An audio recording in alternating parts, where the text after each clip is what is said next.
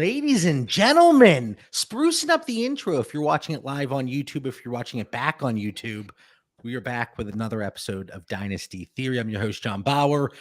We're always joined by Dan, the man, Lamagna. What's up, Dan? Man, I think I can get any more fired up going into the show, JB, but you're getting just fancier with the graphics in our intros every week. We're 16 days away from the NFL season. Who's counting? Man, I spent the weekend studying O-lines and defenses and getting ready to defend my Fantasy Nation top rankings in the country, buddy. We're ready to roll. We'll be submitting ours. Well, I say ours. Yeah, mostly.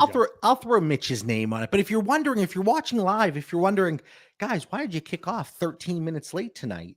Well, Dan, you know, Mitch is critical to the state of Utah. We always say it. So we are joined by Mitch Sorensen. That's at DynoMC on Twitter. What's up, Mitch? You know, I may have just lost track of time a little bit talking to my coworker tonight before I left work. So, you know, it's a little bit being critical to the state of Utah. It's also me just not wanting to shut up for a little while. I get it. And then you were probably in a hurry to get back home. You were trying. You were shaving some time off your trip. Speaking of shaving, I thought about that one, guys.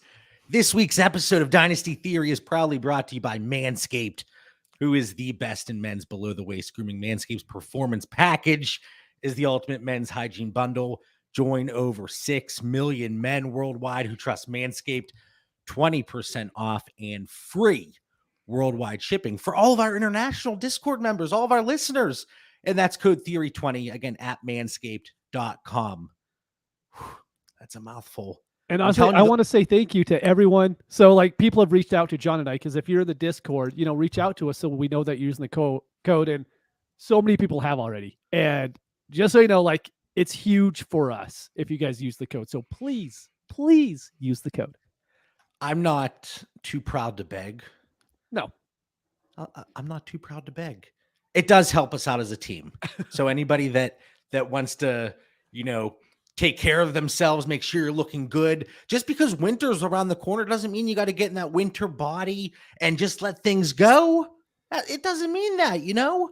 I say this, I've been in my winter body for 35 years now. So, and our listeners, your significant other will be happy. I mean, the new lawnmower is sleeker than ever, and the weed whacker is just an innovative tool that I can't live without. So, just saying. Man, and I'm loving these comments. I won't say them out loud because Dan likes for me to keep it PG. But we do have a few things fantasy football related. And really, I mean, again, if you're in the Discord, if you're in the Patreon, it's $5 a month. And for the second tier, it's $10 a month. The rest of August is free. So if you have a redraft draft coming up, if you want to check out our projections, sign up. We'll refund you right away. If you like it, great. If you don't, bounce. No hard feelings, but at least you get to see where our projections lie for your draft coming up. Make a copy of them. JB, speaking of bouncing, not to interrupt, but did you bounce from your studio or like you're kind of plain today, or like what am I missing? Yeah, I wasn't going to tell you guys. I got relocated again. I'm back in the room that I was in 2.5 years ago. And partly because I got kicked out of the basement. I was relegated to the basement, but then I got kicked out because now Johnny's at that age that he likes his own space. Like, this dude's got his bedroom, his playroom downstairs, and now he's taken over my freaking basement. So I said, you know what? I'll move up here. I'm going to have the wall all spruced up again next week. All right, something to look forward to. You know, maybe you'll get your Steelers behind you next episode. Yeah, maybe you'll do that. Yeah, all right. Yeah, we're not going to do that. But like I said, we do have some football we want to talk about. And, you know, I brought up the Discord. We throw out the daily news every day. So I know, hey, you guys really aren't touching on the news, the things that happen as the week progresses. We're doing that on a daily basis in written form. So we want to be able to talk about more overarching strategies and discussions here on the show if you're not familiar with us. Tonight, as you can tell from the name of the episode, Belief Perseverance. What the heck is that, guys? No idea. It's Take Lock. You know, we're talking about things changing and, you know, our pre-draft evaluations and people being stubborn. So, you know, I'm looking up different pictures to throw up for the little thumbnail image. And there's the guy, he doesn't want to hear it. And I'm like, I can't find a picture for take lock. So I'm like, there's got to be a more formal name for it. So belief perseverance is the tendency to maintain one's beliefs even in the face of evidence that contradicts them. Is that not fantasy football in a nutshell? Is that not dynasty fantasy football? Like it is. And I think like whenever we talk about changing our minds and changing our evaluations, especially, I see you, Aaron, especially whenever we're dealing with rookies, I feel like people are very hesitant, and let me know your thoughts, guys, very hesitant to say, okay, now I'm higher on this guy because of things we've seen over the last 4 months, or I'm lower on him because it's almost admitting that you were, in a sense, wrong. It might be wildly incorrect, or just like you're tweaking it a little bit, but there's so many people. No. I had player A as my wide receiver 2. He is not moving no matter what. And it is okay to give a little bit. So Mitch, I mean, is it too early to change our minds on some players? And you're probably going to jump in and say, yeah, I haven't changed my mind at all. Why would I change my mind if I'm always right? But no. Yeah. So to bring it up, you were talking about rookies, right? Anyone who's listened to the show for a while will know that I was out on Desmond Ridder the second that draft happened. Now I've seen him play in 2 games. Dude looks good. Like, you can watch quarterback play in the preseason, and there are some horrible quarterbacks in the NFL. I mean, there just are. Desmond Ridder looks like he at least belongs. I'm not saying he'd be even a good starter weekly, fantasy-wise, but watching him play, you can watch that dude and be like, you know what? He belongs in the league. At some point, he's going to start. Whether he's good or not when he starts, I don't know. But as of right now, before I would tell people, like, just don't draft any of these quarterbacks unless you hope to trade them the second they get a hype piece. Desmond Ridder is a guy now that I'm like, you know what? I wish I would have used maybe some 3rd-round picks on him if he was there at that point. Dan, you're the film guy. You're watching every preseason game because you're a degenerate and you were playing preseason DFS, and everybody in the Discord kind of pokes fun. They're like, oh, we know who Dan picked. He didn't pick. I can't even think of somebody off the top of my head here, but Desmond Ridder, has he surprised you at all? I mean, he was slipping for the most part. I mean, late 2nd, maybe early 3rd. Has he surprised you a little bit?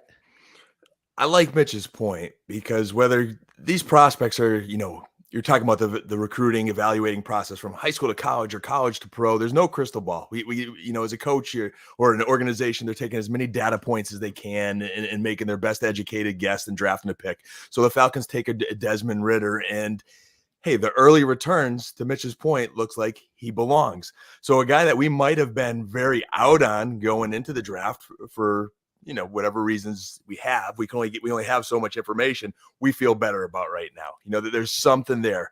I don't think anyone here thinks Mariota is a long-term solution. So, again, as Mitch is saying, he may not be fantasy relevant anytime soon, but he's looking like he belongs in the NFL. And when Mariota does leave, he's maybe that prospect that after a year or 2 gets that opportunity, and he was a good dynasty stash and you have something there. So evaluations are definitely changing. JB, I have been watching films and doing DFS in my Dynasty Theory notebook here. I already got some, week 1 notes and things I like. So evaluations are definitely changing. So Mitch is jumping the gun, and I didn't want to stop him because he's like a runaway train. I want to let him have his moment with Desmond Ridder. So Dan, I'm going to ask you, just in general, is it too early to change your mind on a player from your pre-draft or, immediately following the NFL draft, your evaluation? Heck no. And I would hope people are flexible in changing their rankings and their evaluations, because none of us are inside that NFL office and in those practice meetings and in those rooms. Again, we're collecting as much information as we can, not getting caught up in the Twitter hype, but watching some actual preseason games, hearing from actual coaches what they like of these films. I was kind of looking back to our mock drafts. We did a pre-draft, we did a post-draft, and kind of seeing how our evaluations changed then. And then looking at my rankings, I talked about those Fantasy Nation rankings. I submitted them to that magazine back in May. I think the magazine was released in like June, July or something like that. Here we are in August now, 16 days away from the NFL season. My rankings have changed substantially. Now I don't think any of us were throwing out rookie names or even veteran names and like we're way off, but 10, 15 spots in the rankings could be significant come draft time. Yeah, for me personally, I don't think it's too early. And it's not like, and we'll kind of just blend all these questions together. So I'll jump the gun here. But, in what situations are we more likely to change our minds? The way these players are used in the preseason, the players that they're also playing with, like we're talking about Treylon Burks. He was my wide receiver too, pre-draft, even post-draft. And then the blurbs come out. And again, the blurbs come out, and whether it's about Burks or anybody else, you kind of take them all with a grain of salt, right? And it's like, okay, I don't want to overreact. I don't want to overcorrect one way or the other. But now we're getting into the second preseason game for them, and he's playing well into the fourth quarter. And Nick Westbrook has played like 10 snaps so far, and Burks is up to 50 something already. And then we know Robert Woods, it sounds like he's going to, be able to, maybe not 100% back to form, but it sounds like he's getting there. And then Kyle Phillips, the emergence of him as a 5th round pick. He's somebody that's going to be getting thrown in there in 11 personnel. So I think you really have to pay attention. There's nothing wrong with changing your mind on a player because this is information we did not have. So for me personally, you guys know that pre-draft, I'm looking at things very analytically. All right. Really quick, Jay, Jay says in the chat, is it a bad thing for rookies to be playing though, to get some love bullets? Some live, I would guess. Live bullets. Well, I'm going to be honest. I was like, I don't know what the hell a love bullet is. You definitely don't want the love bullets, I don't think, but one of John's play on words, but I would rather the rookies get the live bullets now than when it really counts. Because let me tell you, the game speed on actual Sundays when it counts, when there's 11 actual starters out there, are a lot faster and furious. So if you don't get those live bullets out of the way now, it gets a lot harder week one. Yeah, but if you're out there and you are a first round pick like Treylon Burks was, and you go out there and you're not even getting targets in the fourth quarter, that says something. Ben in the chat, and we're going to be going all over the place here. The show notes were very bare tonight. Dan says, JB, do we have enough for a show? And I said, listen, Dan, of course. Why I bothered. Wes, holy cow. But we could talk about paint drying here, but Ben says in the chat, Burks, Tyler Algier, and White. Is that Rashad White? Biggest faller so far. I would hope not. I think Algier's been fine, to be honest with you. But again, Damian Williams getting the run first when it's been available. Cordero Patterson probably not going to be as heavily utilized. Listen, but this goes back to it like Tyler Algier, Damian Pierce. If you're able to cash out at any point on those guys, I'm still doing it. Oh my God, I love this comment. Code Theory 20. Use MANSCAPED and unload your love bullets. we got to get some of our fantasy Dynasty Theory family here on our marketing team. Like there's been some good ones there. Nick, I love that, man. I couldn't spit that out there, but no, I think it's very important not to get caught up too much in the preseason. Like I'm concerned about Treylon Burks, like everyone else is, yes, but sometimes, I mean, the drop off in like fourth quarter, once Malik Willis came out of that game, like the quarterback play sometimes drops off with some of these teams. So you worry about things like that, but Willis either. Yeah. So like Burks, I mean, I guess in general though, know who's throwing them the ball, know the O-line situation. There's some things we don't necessarily see in a box score or a stat line or someone's Twitter comment. Yeah, like I don't care if someone's going to score a touchdown, right? I don't care what the highlight touchdown you have. I really don't even care about the highlight touchdown throws. I don't care about any of that. I care about how the players are being used and who they're being used with. So like for Burks, it does worry me a little bit because it's not like he's been extremely injured in camp, kind of like a Christian Watson thing, right? I understand why Watson's not out there because he's been injured this whole time. So I'm not going to like hold that against him. But like, I do care.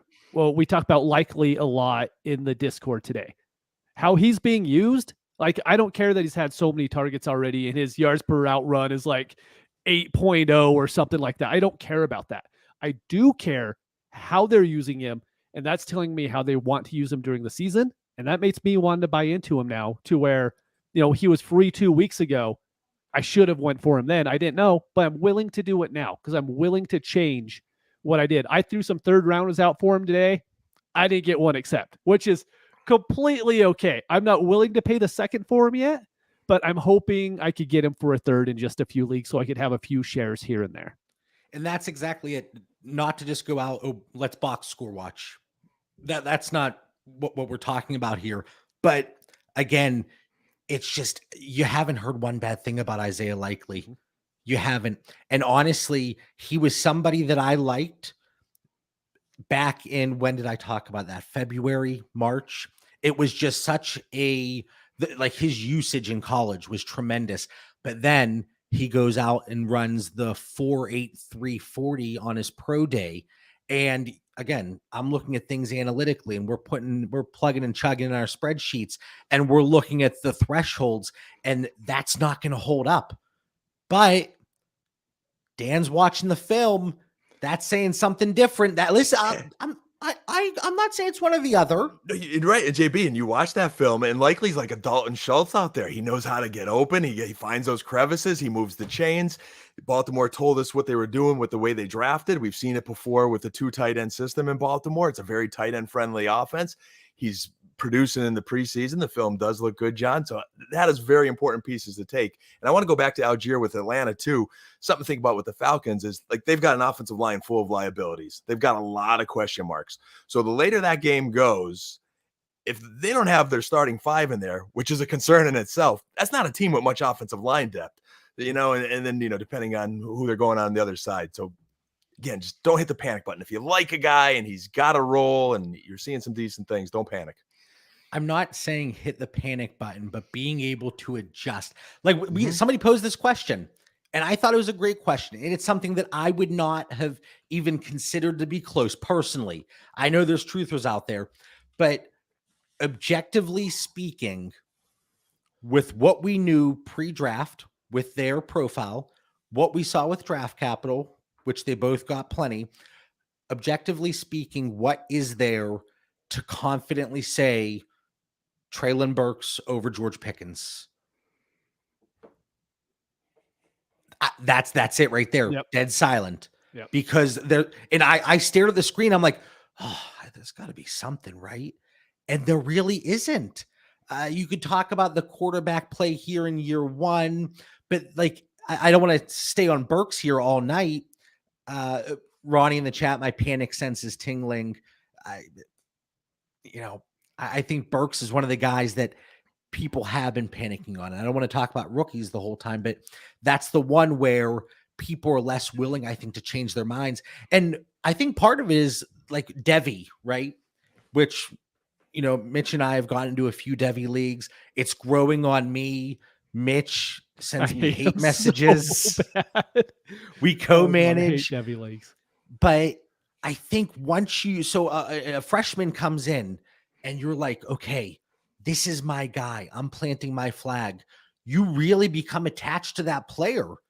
And you have that, I don't want to say connection, but you're like protective of them. Like they're your little cub, And I just, what? Nothing. You're going. Keep going. That was cute, John. You got a little cub. That's I mean, listen, I'm watching a lot of Disney movies these days. Get off me. But now when it's time, when new information presents itself, you're like, hey, it's just training camp. It's just preseason. I'm not pushing the panic button. But with these drastic market shifts, there are opportunities to take advantage of that one way or the other. So if you were out on a player and you get the confirmation bias, okay, you feel good. But if you have a player rostered, either you start to go out and look to acquire more shares or you jump ship. Well, I don't want to sell at a loss. well, that might be more of a loss in 2 weeks. Yep. And Well, the eternal optimism, it will fade eventually. I have enough information to give Burks a plus for Pickens. Based on, what we it's knew probably going to Pickens take a could plus, to be honest. I mean, yeah. So, okay, so here's a player that I wanted to bring up. That value hasn't changed at all, but it should have. I was very high on him earlier in the offseason. John wasn't so much. The draft happened, and I got a little sour on him. Now I'm fully on board, and it's Devin Singletary. I knew. Okay. I am 100% like, I was willing to give James Cook the benefit of the doubt. He's going to come in, take the passing down role. Maybe Zach Moss gets a touchdown run here and there. I am so in on Devin Singletary now. How they have used him in the preseason, exactly how they used him last year. I really think they brought in James Cook to spell Devin Singletary now. Devin Singletary isn't CMC, right? He's not going to go out and get 300 touches this year. But for the price you're getting him at now, he is so cheap in that offense to where if it was any other back, if Breece Hall went to Buffalo, how high would he be going, right? I think Devin Singletary can have a Breece Hall type role to where he's on the field more so than Zach Moss is, more so than James Cook is. And I think he's going to be ready to go. And his value hasn't changed yet. It hasn't changed at all. So you have maybe a week and a half before all the best ball and redrafters start talking him up, and it's going to raise his value in dynasty leagues. Yeah, and it's not just the snaps again, and that's why, I go through the usage, and we drop that for our patrons as this, week in and week out, and I'm updating that spreadsheet on a weekly basis, and talking about where these players are lining up, their slot percentage, their out wide, overall snap shares, but it's tricky to do that in the preseason because what we care about is when they're being used. Devin Singletary hasn't come off the field with the starters. It's been Devin Singletary. So I don't know if I'm as optimistic overall, because then you do have the concern from a dynasty perspective. Well, what happens beyond 2022? But you could say that about 20 running backs. Yep, exactly. Point. And we talked about Josh Jacobs. Is he undervalued with his potential production here, especially with Kenyon Drake getting cut here any day now? But you have to weigh the short-term production versus the longer-term outlook. And for running backs, that might only be 2 or 3 years, but we still have to take it into consideration. I want to bring up another non-rookie, and this is somebody. In the last 5 days, I've made 12 trades involving this player. That's not an exaggeration. I posted every single one in our patron chat. I acquired 2 shares. I got rid of 10. It's Antonio Gibson. We're bringing him up again? Listen, but this goes into, I had my value of him, right? We got our projections. I felt good with it. I didn't like Brian Robinson coming into the NFL draft. So when they took him in the 3rd round, I felt okay with that because of how I viewed Brian Robinson. But if Washington views the situation differently, I'm just John sitting here in this plain box of a room in Pittsburgh, Pennsylvania. Like Dan always says, we're not in that locker room. It is okay. Once this new information presents itself, some of the trades I made, I know there's some that people looked at and what are you doing? I actually think that might have been mild compared to what they were saying, but that's one of the situations, the usage, what we're seeing. Again, it's okay to change your thought a little bit here. Yep. And that's information you have to have. It's helpful. I always, as much as I razz John and hey, what was that Gibson trade? Alerts are going off in 20 of our leagues that John's trading them everywhere and seeing what he could get. And he comes back with a lot of good information that I think has stirred on other trades for different owners in our Discord, whether they're going for or getting rid of Gibson. So I definitely love that. And, maybe similar to Gibson for me, I went on this little kick where I was super high on Najee Harris. I was just really there was the Jonathan Taylor, there was McCaffrey, and I'm thinking, boy, Najee's the one other back that I think could stay healthy, get a ton of volume, run, do everything. And then the offseason has been going on, and I've been watching that passing game, and I've been digging into the O-line, which I think is maybe one of the worst in the National Football League. And I'm just not feeling Najee. But again, I could be stuck on this take that I was hot on for a couple weeks, or I could adjust and, protect my dynasty investments here. Listen, I will say, though, for Najee Harris supporters and his shorter term production here, if Kenny Pickett comes in and look at his average depth of target, look at the intended air yards, there's a good chance he is poised, but it very well could be a dink and dunk offense. It could. And not only does it benefits, think about the players on this roster. Pat Freiermuth, who's going to work the intermediate middle of the field. All right. Najee Harris, who's just dump. And then Chase Claypool, who isn't the most talented receiver, isn't all there maybe mentally and maturity wise, but he's a big guy out of the slot that's going to be going against linebackers this year. That could be a dump situation. So for this offense production, and then let's not forget about Deontay Johnson, who I think Mitch and I have not seen eye to eye on that, but Deontay Johnson, I think he's going to do a little bit better in 2022 than Mitch might. But it all comes down to how we see that quarterback situation playing out. So I have not acquired many shares of Najee Harris, but for me, Dan, and you and I disagree quite often, but for me, I haven't really knocked him down. Yeah, and I still, and for context, still love Najee Harris. I'm just not putting him near that breadth of McCaffrey and Taylor. Like I was hoping he'd be like that little sleeper back where, hey, I'm not getting those big two. I'm all in on Najee. I'm more now in on whoever I get, whether it be Najee, Dalvin Cook, anybody in that range. Obviously Eckler, I should be putting in there. But I'm liking the pass game a little more. Kenny Pickett's a guy that I was not high in, that is kind of rising for me as an obtainable quarterback.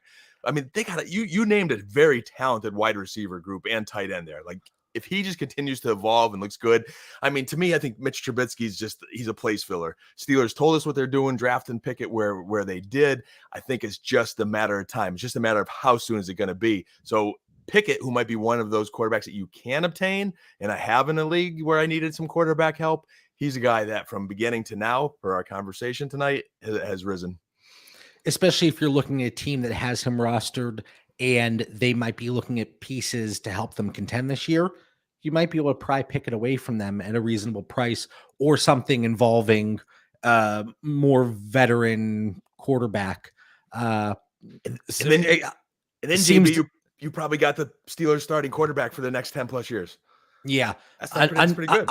Unknown 0190 says seems to be very underrated in two quarterback leagues right now. He is, and it's because people they're worried about. I mean, they're worried about what that offense is going to look like with the offensive line, and we talk about this so often. But they're worried about. I mean, you shouldn't really be worried about Mitchell Trubisky in general, but a lot of the early in the offseason, the reports about Kenny Pickett were not glowing. But again, people were knocking him down, but at that point in time, it's a rookie coming into training camp. And now we're starting to see the preseason, and he's moved up to number 2 on the depth chart. He's looked better every single week. Yes. And you've got to give a learning curve for these rookies. And yes, that O-line isn't looking great, but I'll go back to the faith that I would have in the Pittsburgh Steelers organization. They might not figure it all out this year, but Mike Tomlin's never had a losing season. He's not going to this year. And you know what? If they're missing a piece, they'll get it for Trubisky next offseason. Or not for Pickett. Trubisky flashback there. Man, Kev, 1, the eternal optimist, but 2, Mr. Contrarian. It sounds crazy, but my brother and I were legit talking about who is the better quarterback, Lance or Pickett. Do we really know? Values are so far off. I mean, for fantasy, which is what we're here for. Trey Lance. But if we're like just from a talent quarterback perspective, Dan's probably still going Lance. Yeah, you need that running ability in fantasy. I mean, there's so much upside there. It's ridiculous. So if we're talking fantasy football, it's Lance by a landslide. If we're talking National Football League, hey, win games on Sunday, Pickett's going to be up there. I mean, I think he's going to do well with the Steelers organization. We're going to go off script here because there was a comment that Kev dropped in the chat earlier, and I really liked it. And it had to do with, here it is. It's one thing to react to negative news. Christian Watson dropping due to injury and Dobbs' positive camp news is the definition of overreaction to offseason news cycles.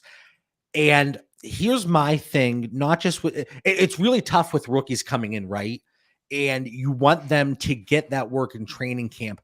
Like, I mean, guilty, Charlie Kohler, I love the profile. And even with Isaiah Likely there coming into the, immediately following the NFL draft, I still really liked him, even landing in Baltimore, because I thought they were going to run some 2 tight end sets at a fairly high rate. And outside of Bateman, Duvernay, and Andrews, who else do they got really besides the running backs in the passing game? And missing how much time now, and then having surgery. Was it the sports hernia? I can't remember. Anyway, he's going to be out for several weeks now. That's something that you don't like to see. But then, JB, isn't the same for Jameson Williams? And we talked about that. Well, we knew he was going to be out. Yes. Yeah. But I love Kev's take on the Green Bay situation, because I was actually thinking about that one today. And we've had a lot of conversation about, Mr. Romeo there, and he looks good. But I feel like Green Bay is just going to drop Watson on someone in one of those, early season games, and he's just going to make a big splash. And everybody's like, oh, yeah, he was this, we're forgetting about him. Now's a sneaky time. I would hop on him while the stock's a little lower. Yeah, and I was out on him pre-draft, post-draft. We'll talk about profile. That's the buzzword. I say that constantly. I've acquired him twice in the last week. So everybody price dependent.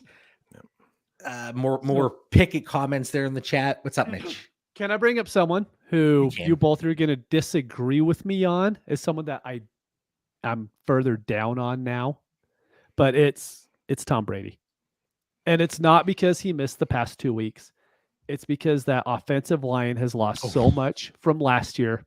So many injuries this year. Tom Brady, let's say he even plays next year, so his dynasty value somewhat holds a little bit. What, instead of being a top 5 quarterback this year, he's quarterback 13. He's not helping you weekly. He's just kind of that super big flex chunk. leagues. Yeah, he's just a guy that you have in your lineup. And then he is worth absolutely nothing in the offseason. There is nowhere he can go that's going to raise his value, no matter what Tampa Bay does, no matter if he gets traded or goes to another team, doesn't matter.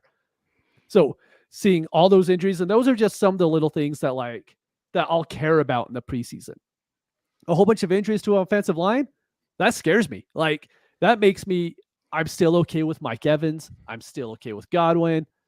I kind of still like Leonard Fournette, but not really. I mean, I only like him because no one else seems to be really doing anything in that offense, and they're still using him in that Leonard Fournette role. But I'm really, really worried at Tom Brady now, too, where you asked me 3 weeks ago, he's my quarterback too. I'm feeling great about my team. Probably have 2 top 10 quarterbacks going into the season. Should have a positional advantage every single week of that position. Now I'm like, if he's quarterback 15 on the year, I'm killing myself by having him on my dynasty rosters. He's going to get tested week 1, and this isn't homer bias here, but the Cowboys defensive line and Micah Parsons coming off the edge is looking fierce. And it was even Peter King went to all the different camps and talked about keeping an eye on that Tampa line. Like, that interior's got some big question marks. And, Tom Brady's not the most mobile guy. If there's anything taken off of a non-mobile quarterback, there could be reason for concern. Yeah, that's one of those situations that sell at a discount today because it is going to continue to drop. And I think that's, again, kind of playing with the belief, perseverance, and not wanting to be wrong, but also not wanting to take a loss on your investment. There's a chance that X amount of players within 3 weeks, they're going to continue to drop. Yep. And I don't want to keep talking about Antonio Gibson, but let's say week 1, they go out.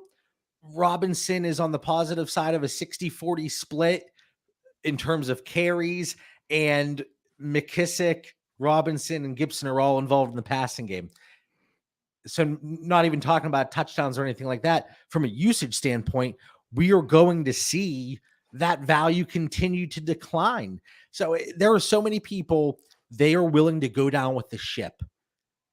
And it's because they not only do they not want to be wrong on their initial evaluation, but then they don't want to sell low and then the stock rises again. That sounds like me trying to get involved in the stock market. Oh, it dipped a penny? I got to get out. Sell. And then it's up 200% the next day. It's the mental aspect of fantasy football and kind of the psychological perspective that gets lost in it. And I think it really is why a lot of people are hesitant to make moves, because they don't want to be wrong. What are my league mates going to say? I do think that comes into play a little bit. So we've been kind of just hitting on all these questions, all these topics, all rolled up into one. I love the conversation. If there's anybody in the chat, if you have a name, if there's somebody you're thinking about and you're like, this is somebody that's risen for me, who is it? This is somebody that's dropped for me, who is it? And if there's somebody that you're not hitting the panic button on, like we talk about Treylon Burks, if you're like, JB, shut up, Treylon Burks is going to be just fine. At his cost, he's going to be just fine. I'm the Kenneth Walker market. I don't know what it's doing because dead. I don't have any shares. I don't want to get shares, but the injury and do you know someone who like lost his market that's like gone that you can't do anything with? I talked to you about him today, John. Carson Wentz. You cannot do anything with him as like a starting quarterback who people could see starting every week this year. You can't get anything for him. There is not another starting quarterback in the league that you could trade for him straight up besides maybe Geno Smith. But that's it. And that's how far he's fallen. If you package Carson Wentz, he's one of those players that if I send you a trade offer, Mitch, and it's Carson Wentz and a 23 first, I honestly don't know if Carson Wentz is really adding anything to it value-wise. No, I might even get more pissed because you're trying to send me Carson Wentz on my team. And that's your valuation spot on, Mitch. I have Wentz. I have him, and I might even bump him down one, but he was my 31st ranked quarterback. I had Mariota behind him, and I think I've been talking in recent weeks. Just Atlanta and Mariota's kind of a little sneaky because that running ability. Agreed. So he's the bottom of the barrel. Yeah, there's a comment from AJ in the chat. Started hearing about Jordan Mason from San Francisco rising for a roster spot. Any insight on him? It's one of those situations that there has been, some smoke, and when there's smoke, there's fire. When there's fire, there's smoke. No, I was right. Was I right? Yeah, I was right. But that backfield, I mean, he's free. So if you're interested in him, I think it's fine. The nice thing about Jordan Mason or any player like that, you can know if you can cut them in a week. Exactly. Yep. Without a doubt. So if you have the roster spot, if you have somebody that has hit the PUP list, if you have a Gus Edwards on the bottom of your bench, now you can move him to IR, hopefully in your league, and you can pick up a player like a Jordan Mason, but you can pivot off of him really quickly. Wes Pickens has risen for me. We've talked about that on previous episodes. 99% of people would agree. Brian Robinson rising. I'm still saying it. Brian Robinson, Dameon Pierce, Tyler Algier. I don't want any of, money makers. I don't want any of them on my roster when we approach the middle of the season. And I think I have 7 shares of Brian Robinson. So come get him, ladies and gentlemen. Come get him. David Bell seems to be performing well in preseason, but the Deshaun Watson news rising in Dynasty, but probably not this year. Yeah, and it is going to be interesting to see how that develops and things go with seemingly Jacoby Brissett at the helm. But maybe a player like David Bell, he benefits if Brissett's, again, those quick passes and just getting it out. Try not to make the critical mistakes. David Bell, though, he missed he missed significant time throughout this offseason as well. And again, for a rookie, I don't want to see that. So I do think he's going to be behind the 8 ball, even though I can't tell you how many shares. Nate, Gus Bus on Pup. Yep. Reports saying the Ravens don't want to jump into full usage for Dobbins. Will we see a jump in value for Beatty soon? I think it's going to be Mike Davis. I think so too. Yeah. I think it's going to be the veteran taking more of the workload early in the season than we would like until Dobbins starts to rev up and then Gus Edwards comes off the pup. But I like Tyler Beatty, just not the ideal situation for somebody of his skill set, we'll say. I want to go back to the Browns wide receiver situation as just an interesting deep dynasty bench stash, so it's going to be a struggle for a while with Brissett. He'll have maybe a couple okay moments, but then Watson's going to come. It's probably going to take him a couple weeks, but we're going to get into the playoffs and just maybe some receivers worth stashing for that playoffs if Watson could just finish the season strong with them. And then someone's probably going to rise next year, but you got the David Bell, who we've talked about, and he's a nice prospect. You have Donovan Peoples-Jones, who there was some reports that Watson kind of liked him, and I see him as a deep threat, and he was kind of one of my sleepers last year. So I'm like, hey, is there still hope there?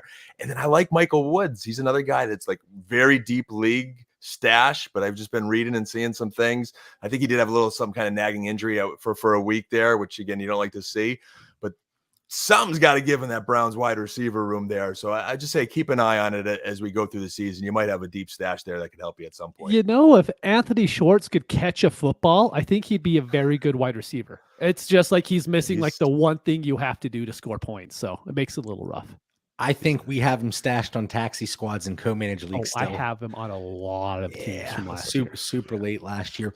Ramondre Rising, I agree, but still weary of that backfield, though not sure how McDaniel's departure could affect it. It does sound like, and this is, there were some reports and some thoughts and blurbs that they don't necessarily gravitate towards a designated third down back, potentially.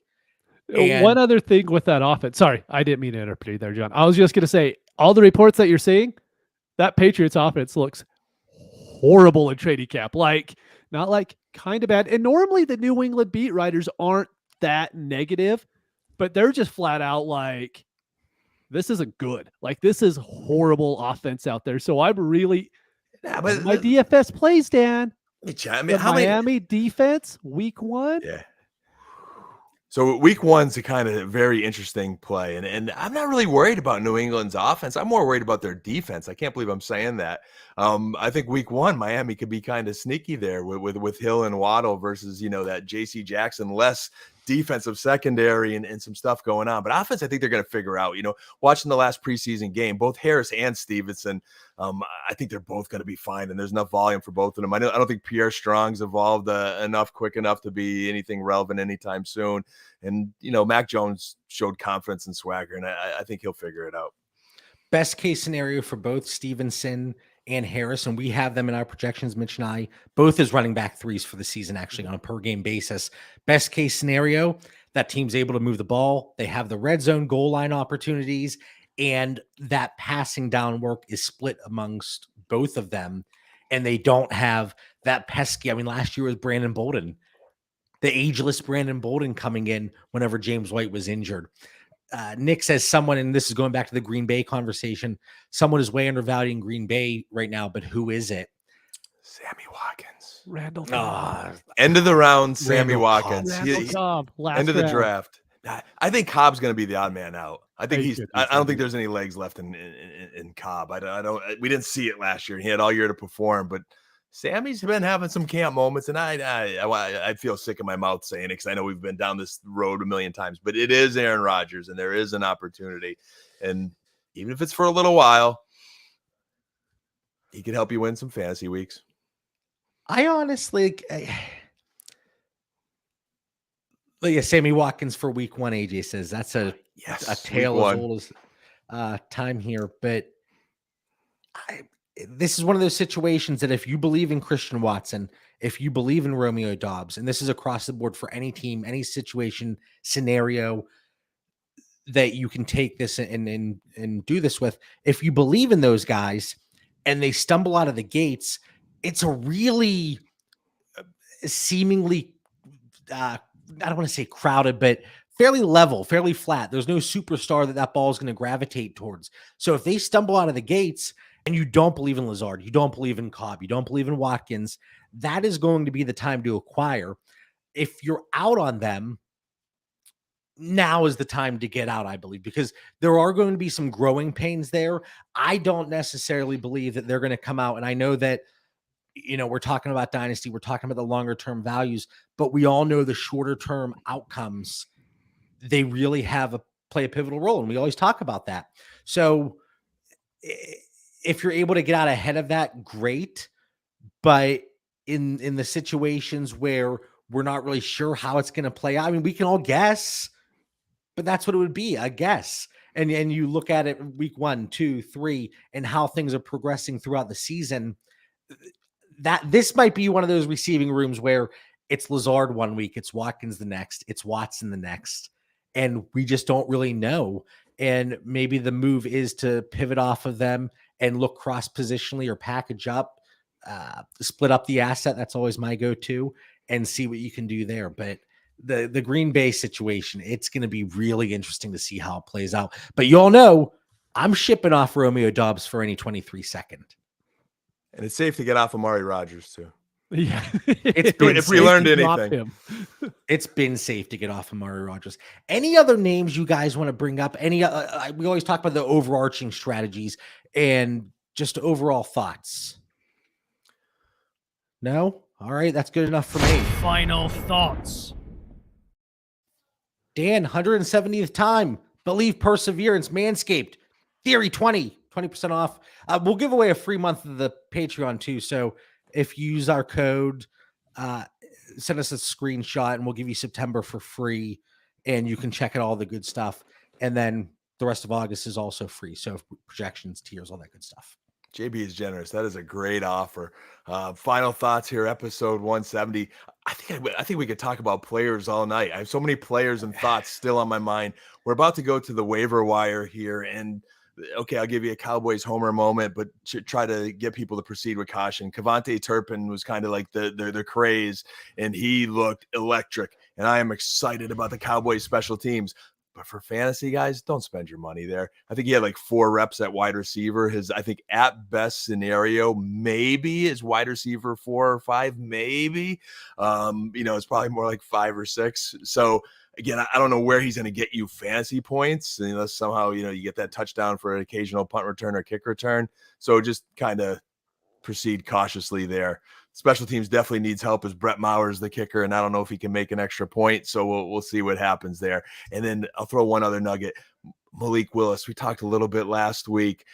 I think he's going to replace Tannehill. Maybe not this year, but in the near future. I really like the kid's potential, and I think they like him in Tennessee. All right, Mitch. Do you want to talk about kickers too? I was going to just disagree there, but we'll just skip over that for another show. All I'm going to say is I was stating on previous episode how updating your trade bait and showing what you want helps. I'm going to tell you what I think does not work at all in dynasty leagues is going into the group chat and saying, hey, Michael Thomas is on the block, and then just leaving. Like, you actually need to send out offers in order to get people to reply to you. In so many leagues, you'll see someone go like, so-and-so is on the block. Then 3 days later, they'll be like pissed they didn't get any offers. Well, yeah, because you didn't send any out. That's kind of how this works. Sorry, that's kind of my only thing. Or they jump in the chat and then you send them an offer. You don't hear about it. Anyway, people want to go. They want to watch Hard Knocks. Gem Drafter, Newts. We'll talk about that in the chat. For Mitch Sorensen, Dan Lamagna, I'm John Bauer. We talked about everything. Check out the Patreon. Links are all below, and they're also on the podcast feed. We will catch everybody next week. Oh, man, this was a fun show, guys. Fun show.